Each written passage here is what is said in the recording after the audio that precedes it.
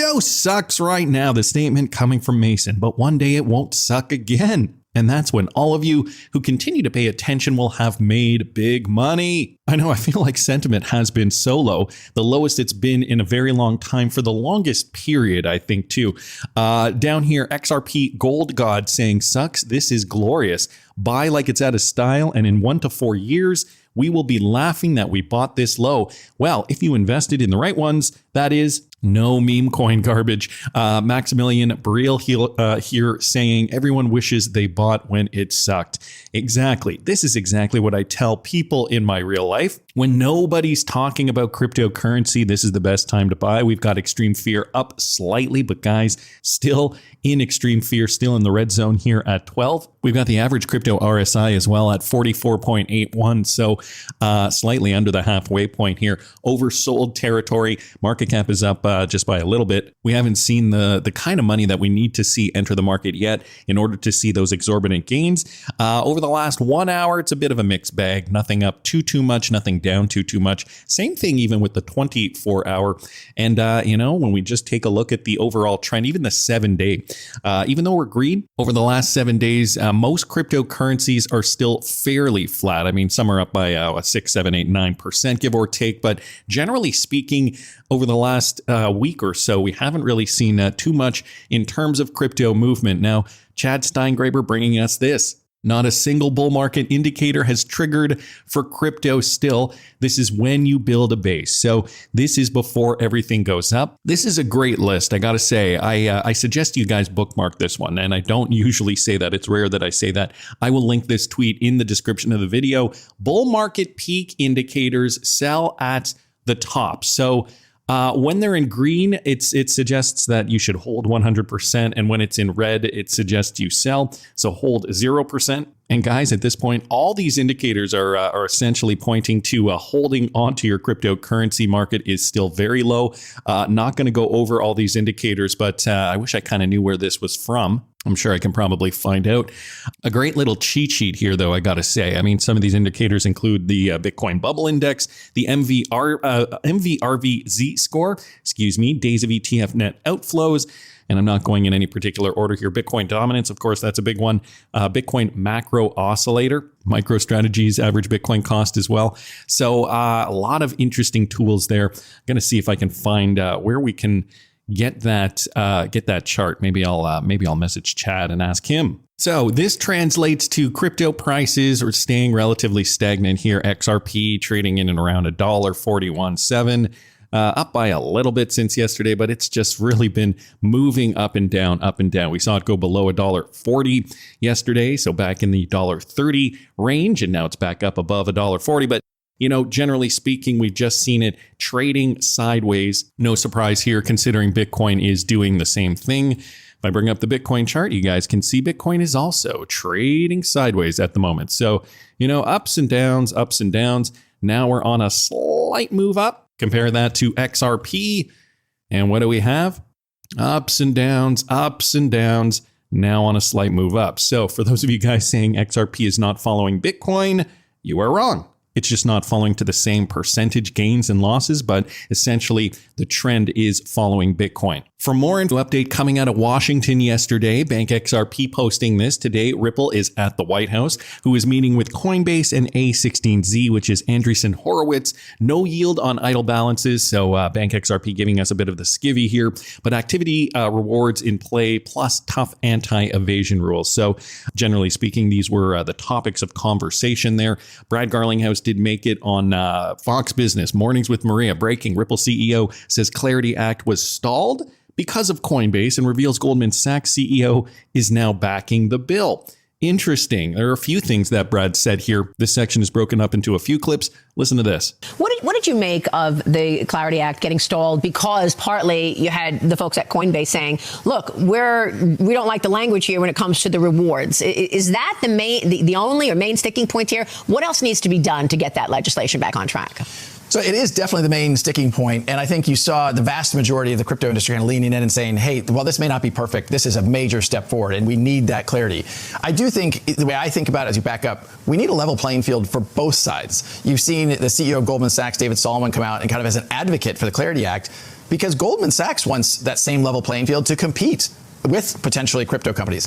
I love that. That means the traditional financial industry is coming into the crypto industry more and more, and they want to make sure for them to compete, they have those clear rules of the road. Very different than what you saw, for example, from JP Morgan a couple of years ago. The tides have changed significantly. And yes, Jamie Dimon has gone from saying very negative things to saying some pretty constructive things. I think as you zoom out and look over the next 10 years, that's going to continue. Wow. Notice this, too, about Brad, that he seems extremely confident about this concept that, well, now crypto can just merge with the traditional industry and we can compete evenly. The rules are going to be the same for both kinds of companies. And Brad Garlinghouse, very confident, obviously, in Ripple, very confident in the XRPL, and more importantly, XRP. He wants this to happen, whereas Coinbase, I think they're a little apprehensive. If they cannot, win on that yield argument, then that completely negates an entire portion of their business model, from what I understand there. So during this live interview on Fox Business, Brad Garlinghouse addresses the Clarity Act. Of course, we've been talking about this as the main sticking point. While parts of the industry wanted something more perfect, the vast majority of the crypto industry is ready to move forward. And now we're hearing the CEOs from major banks. I think he mentioned it was JP Morgan, right? They are now supporting this. So an interesting shift for sure. Another one here from Diana. Ripple CEO warns corporate America is losing hundreds of millions of dollars, says Ripple CFO dashboard will unlock billions. During this live interview, Brad Garlinghouse continues to explain, expands on this concept. Listen to this. Corporate America spend hundreds of billions of dollars try to adapt to this new world that we're seeing. On a practical level, tell us how things will change in financial services with regard to the digital asset story. So Ripple is focused is very much on the corporate customer. And so I'll answer that less from the consumer point of view and more from the corporate, right? So if you're a treasurer and managing, a balance sheet that has hundreds of millions of dollars in 10 different bank accounts around the world in different currencies, even Workday, for example, they hadn't hedged some of their foreign currencies and had a $700 million markdown because they hadn't hedged. And what really a big piece of Ripple's business now is that CFO dashboard. Give me visibility to all my liquidity, even if it's held in stablecoins, even if it's held in digital assets. Because as we've seen, more and more companies are saying, we want exposure to this asset class on our balance sheet.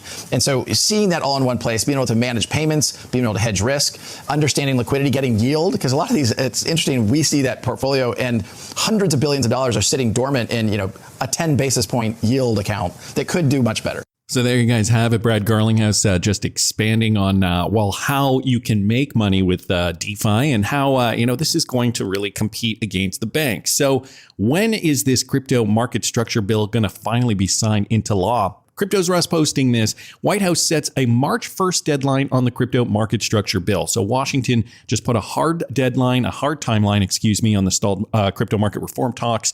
It is March 1st. They're focusing squarely on stablecoin yield, the stablecoin yield dispute that's blocking progress on the larger Clarity Act. Negotiators from both banks and crypto firms have described the recent sessions as productive, but no final compromise has been reached yet. So we're getting there, guys, slowly but surely. Stablecoin yield, whether issuers or platforms can offer rewards or interest-like incentives, remains the key sticking point. And so this is exactly what Brian Armstrong was concerned about. Banks want restrictions to protect traditional deposit flows, while crypto firms argue a ban would stifle innovation and competitiveness. If lawmakers strike a balance deal by March the 1st, it could clear the path for the broader crypto market structure bill to advance towards final approval, a huge catalyst for regulatory clarity and institutional confidence. Conversely, deadlock risks, prolonging uncertainty and volatility for stablecoin ecosystems and broader digital assets. This deadline could define U.S. crypto regulation for years to come. So, this has also been, one of those points that I think a lot of people in the crypto space have been talking about. Actually, maybe more so politicians. It has to be right. They can't just blast through and write these rules into law without thinking about it, without really kind of analyzing the implications down the road. So here is the just a discussion draft here. I will link this in the description of the video. Guys, we're getting closer.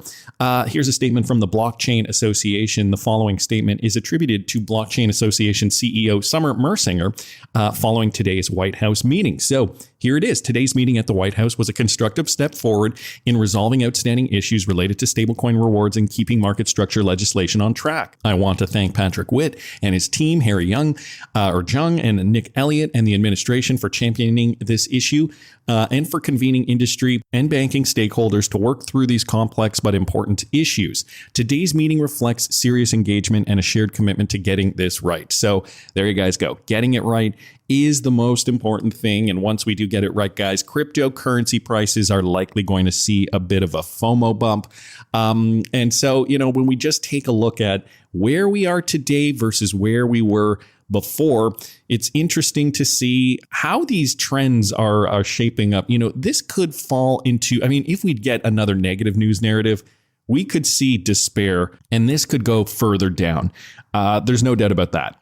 If we get a positive news narrative, though, guys, we could see this starting to shoot up and we could make higher highs very quickly, I think. When we look at it from a technical standpoint, XRP is now on track to record 5 consecutive monthly candles for the first time in 1 decade.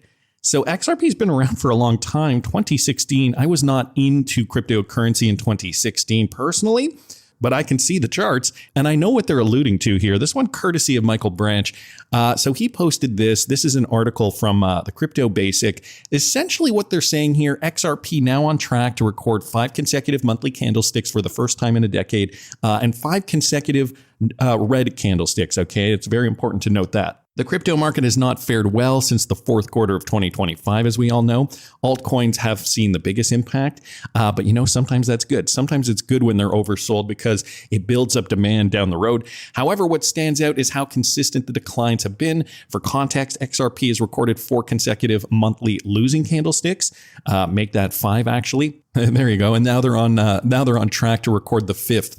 And so February is not over yet, but this is what they're insinuating here. Market analyst Crypto Bull was the first to spotlight this trend amid an ongoing market downturn, notably after XRP soared to $3.66. Back in July, it faced bearish pressure and has since witnessed consistent declines. And down here, this article also mentions historical data confirming how rare this trend actually is. Interestingly, market data shows that 5 consecutive monthly drops are extremely rare in the crypto market, regardless of the intensity of the bear market. Guys, this has been 10 years, an entire decade of XRP price moves. And so let me throw this on the monthly. I want to show you guys this. On the monthly, okay, XRP, let's go back all the way. Let's go back all the way. Oh no, this is the Coinbase chart. Hate the Coinbase chart because it only has data from I think 2023 onward, once we did get a resolution in the Ripple XRP lawsuit. Take a look at this, okay? When we take a look at the monthly, okay, XRP on the monthly, from the Bitstamp chart, a lot of volatility in here until 2017, where we did see a meaningful explosion for XRP. Came up, made an all-time high, and then a lot of you guys remember this trend in here before we finally did see another leg up for XRP in November of 2024. Well, now, guys, this is what we're seeing on the chart, okay? Take a look at these monthly candlesticks, and here, 1, 2, 3, 4, and February 2026 is the 5th red monthly candlestick. And nowhere on this chart do you see that except for right in here. Okay, right before we did see an extreme push to the upside. So you guys can count. There are no other times except for maybe this time. 1, 2, 3, 4, 5, 6, 7. That was really early on. That was in 2014. But other than that, the last time was 2016, October 2016, November, December, January, and February 2017. That's when we saw 5 consecutive negative monthly candlesticks in a row before an extreme move to the upside. And the interesting thing here, one of the candlesticks is a very, very long wick. So a lot of selling pressure. But what that means, the long wick, the long tail rather, it means a lot of buyers were still buying up XRP at that point. Now take a look at the trend over here. Not as long of a tail on the February chart, but notice how there is still a very long tail on the February chart, not February chart, February candlestick. And guys, what did we see? I mean, ultimately, yes. Ultimately, XRP did go up over 65,000%. But guys, even if we did see a few months here of really bullish momentum for XRP, I mean, even if we don't take it to the top, and even if we just bring it down somewhere in here, 5,000%, okay? Let's call it 5,000%, give or take.